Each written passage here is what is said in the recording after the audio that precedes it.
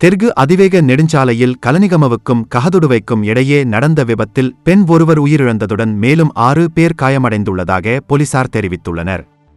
காலியிலிருந்து கொழும்பு நோக்கி பயணித்த பாரவூர்திவுக்கு பின்னால் பயணித்த வேன் இன்று அதிகாலை மோதியதில் இந்த விபத்து ஏற்பட்டதாக போலீசார் தெரிவித்துள்ளனர்.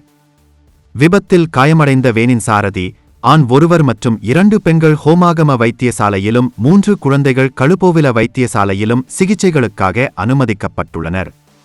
அவர்களில் ஹோமாகம வைத்தியசாலையில் அனுமதிக்கப்பட்ட 35 வயதுடைய தவலமவில் பகுதியைச் சேர்ந்த புஷ்பகுமாரி சந்தமாலி என்ற பெண் ஒருவரே சிகிச்சை பலனின்றி உயிரிழந்தார்.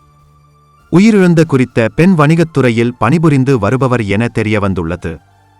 குறித்த பெண் டிசம்பர் மாதம் திருமணம் செய்யத் தயாராக இருந்ததாக தெரியவந்துள்ளது. சடலம் ஹோமாகம வைத்தியசாலையின் பிரேத அறையில் வைக்கப்பட்டுள்ளது. இஸ்ரேலில் பணிபுரிந்த ஒருவரை இன்று நாட்டிற்கு அழைத்து வருவதற்காக தவலமையில் இருந்து கட்டுநாயக்க சர்வதேச விமான நிலையத்திற்கு பயணித்த வேனே இவ்வாறு விபத்துக்குள்ளாகியுள்ளது.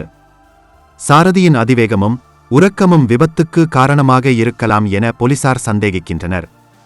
இந்த விபத்து சம்பவம் தொடர்பில் மொரகஹேன போலீசார் மேலதிக விசாரணைகளை மேற்கொண்டு வருகின்றனர்.